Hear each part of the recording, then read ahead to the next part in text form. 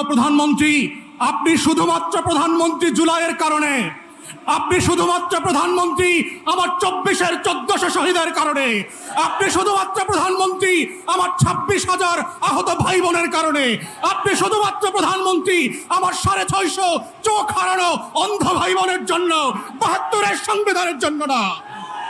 তাই আজকে যারা 72-এর সংবিধান নিয়ে খেলছেন তারা আপনাদের ইতিহাস ভুলে যাবেন না। পঞ্চম সংশোধনী ফিরায় নিয়ে আসার যে রাজনীতি আপনারা প্রস্তাব করেছেন, এইটা 72-এর সংবিধানে যায় না। 72-এর সংবিধান মোতাবেক শেখ মুজিবুর রহমান এখনো জাতির জনক, এখনো স্বাধীনতার ঘোষক। তাহলে 26শে মার্চে স্বাধীনতার ঘোষণাপত্রের দিন আপনারা কেন শেখ মুজিবের কবরে ফুল দিতে গেলেন না? সেই প্রশ্নগুলো আপনাদেরকে করতে হবে। তাই আমরা মনে করিয়ে দিতে চাই, বাংলাদেশে বর্তমান সরকার এবং সংবিধানের একমাত্র লেজিটিমেসি হচ্ছে 24-এর গণ অভ্যুত্থান, 72-এর সংবিধান না। তাই এই গণ অভ্যুত্থানকে যদি আগামী দিনের রাজনীতি বাংলাদেশ রাষ্ট্র বিনির্মাণের রক্ষা কবচ করতে হয়, সেটা শুধুমাত্র জুলাই সনদ অক্ষরে অক্ষরে বাস্তবায়নের মাধ্যমে, গণভোটের গণরায় বাস্তবায়নের মাধ্যমেই সম্ভব। 72-এর নাটক দিয়ে সম্ভব হবে না।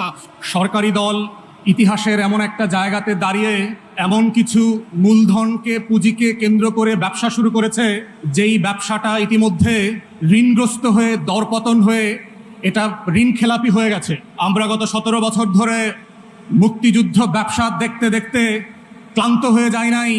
মুক্তিযুদ্ধ নিয়ে আওয়ামী লীগের এই যে ইন্ডাস্ট্রি ডেভেলপ করেছে, জুলাই অভ্যুত্থানের মধ্য দিয়ে সেই মুক্তিযুদ্ধ ব্যবসাকে বিতাড়িত করে নতুন করে মুক্তিযুদ্ধের স্বপ্নকে জুলাইয়ের মধ্য দিয়ে আমাদের নতুন প্রজন্ম আবার জাতির কাছে হাজির করেছে।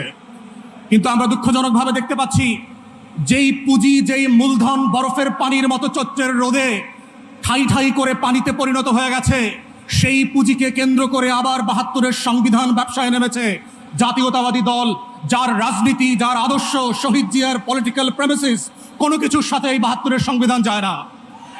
এবং যায় না বলে দেখেন আপনারা